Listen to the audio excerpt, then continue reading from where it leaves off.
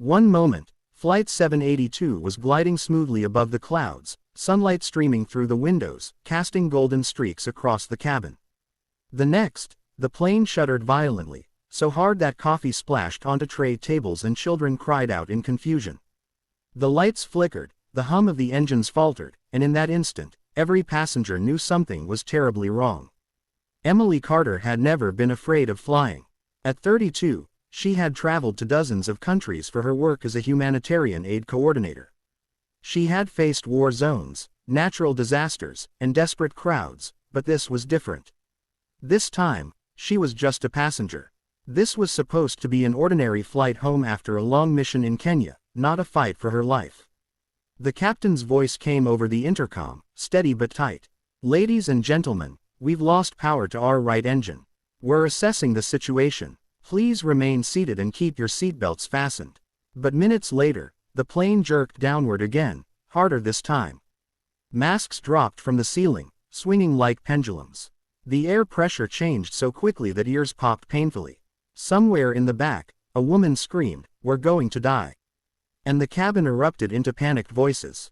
Emily's eyes darted to the cockpit door, which had opened slightly as a flight attendant rushed in. Through the narrow gap, she caught sight of the pilots, faces pale, eyes wide, both frantically working controls. Her gut tightened. She had seen that look before, the quiet panic of people who realize they are running out of options. The plane dropped again, a sickening lurch that made stomachs rise into throats. Passengers clutched armrests, prayed aloud, cried into each other's shoulders. And then, over the chaos, a single phrase cut through.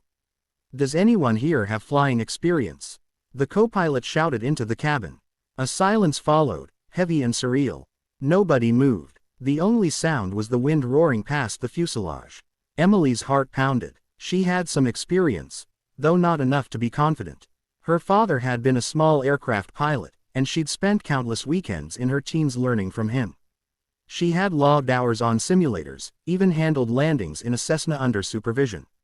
But this was no tiny Cessna. This was a commercial jet with over 200 souls on board. Still, she remembered her father's voice.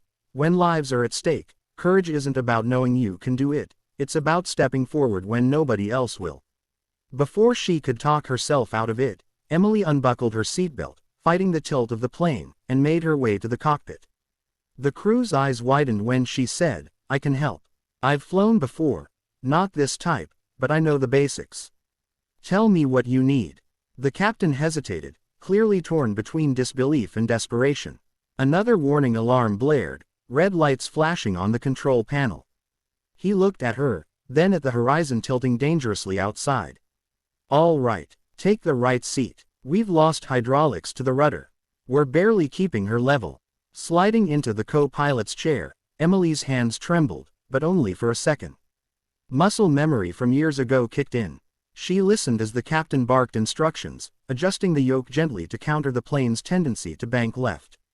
The controls felt heavier than anything she'd handled before, but she forced her breathing to steady. Outside, the vast African landscape stretched endlessly, mountains in the distance. The nearest safe landing strip was over 100 miles away, and with one engine dead, they wouldn't make it without losing more altitude. "We can try an emergency landing at Mombasa's old military strip," the captain said. "But it's short, and if we overshoot..." He didn't finish. He didn't need to. For the next 20 minutes, Emily worked alongside the pilots, relaying instrument readings, making micro-adjustments to the plane's descent. Every vibration, every alarm, every sudden gust of wind felt like a threat, but she refused to let fear paralyze her. She thought of the terrified passengers behind her, of the mother clutching her baby, of the elderly man who had smiled at her in the boarding line. She thought of her father, who always believed she was braver than she believed herself to be.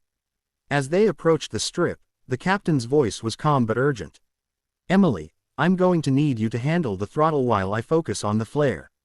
We have one shot." The runway loomed ahead, too fast, too short. The ground rushed up at them. Emily's knuckles widened as she eased the throttle back, the roar of the remaining engine fading into a strained hum. The landing gear hit with a deafening slam, the plane bouncing once, then settling hard. Smoke rose from the tires as brakes screeched. The edge of the runway raced toward them, 50 feet, 40, until finally, with a shudder, the plane lurched to a full stop. Silence. Then, as if a dam had broken, the cabin erupted into cheers, sobs, and applause. Emily sat back, her chest heaving, realizing her hands were still locked on the controls. The captain turned to her, eyes shining. "You didn't just help, you saved us." Hours later, when the passengers had been evacuated and the emergency crews finished their inspections, a news reporter asked Emily how she had stayed calm under such impossible pressure. She shook her head, tears welling. "I wasn't calm," she said. "I was terrified, but fear can't be the thing that decides what you do next. Someone had to take control, and in that moment, it was my turn." And as the sun set over the makeshift runway, Emily realized something she would carry for the rest of her life. Courage isn't the absence of fear. It's choosing to act because of it.